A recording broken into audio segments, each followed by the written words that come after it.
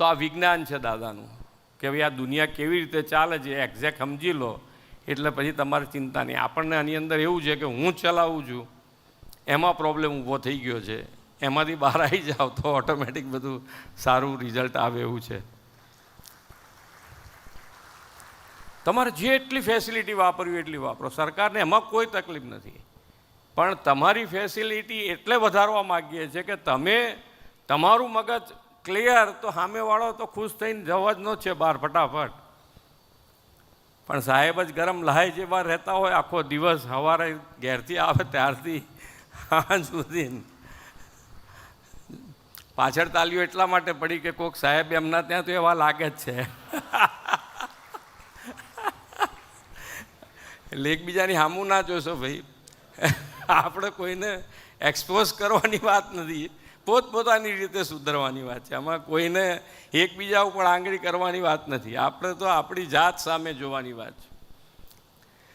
કલેક્ટરની તાકાત એટલી બધી છે, મને ખબર છે ત્યાં સુધી કોઈ પણ પોસ્ટ કરતાં કલેક્ટરની પોસ્ટમાં જબરી તાકાત, મજબૂતાઈ બહુ હોય છે.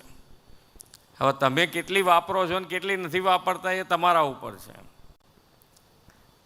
કલેક્ટરની તાકાત તમે કેટલી વાપરો છો ને નથી વાપરતા એ તમારા ઉપર છે. બધા જ પ્રશ્નોનું સમાધાન તમારી પાસે છે, અને છતાંય ઘણી વખતે અમારા સ્વાગત ઓનલાઈન ઉપર પ્રશ્નો આવે સ્વાગતના કાર્યક્રમમાં, તો આપણને એમ થાય કે આ તમારે પ્રશ્ન અમારે ક્યાં સુધી અહીંયા ઊંધીને આવ્યા છે. પછી એ દિવસે તમે તૈયાર કરી નાખો પાછા કે ભાઈ આપણે હવે આજે તો કરી જ નાખવું પડશે, હવે જે થયું હોય એ થયું, અત્યાર સુધી કોણે કર્યું કોણે ના કર્યું. એટલે આ બધી વસ્તુ જે છે, હું કહેવા શું માગું છું કે આ બધી ચિંતનનો વિષય છે કે ભાઈ તમે થોડુંક વિચારો. હું કાયમ સ્વાગતમાંય કહું છું કે આ તમે સ્વાગતમાં કરી નાખો છો તો એ પહેલાં કરી નાખો તો કેટલો આનંદ થાય.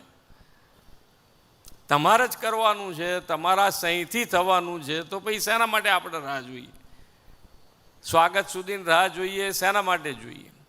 એટલે આવા પ્રશ્નો તમે કોઈક દિવસ ચિંતન માન્ય વડાપ્રધાનશ્રીએ જે શરૂ કરાયું છે, તો એટલી જ વાત છે કે તમે જે કાર્ય કરો છો એને તમે 15 દાડે દિવસે રોજ જુઓ સાંજે તો અતિ ઉત્તમ. ના જોઈ શકો 15 દાડે નહીં તો મહિને તો જુઓ કે તમે આખા મહિનામાં શું કર્યું, કેવી રીતે કર્યું, કોને જવાબ આપ્યો, કેવો જવાબ આપ્યો.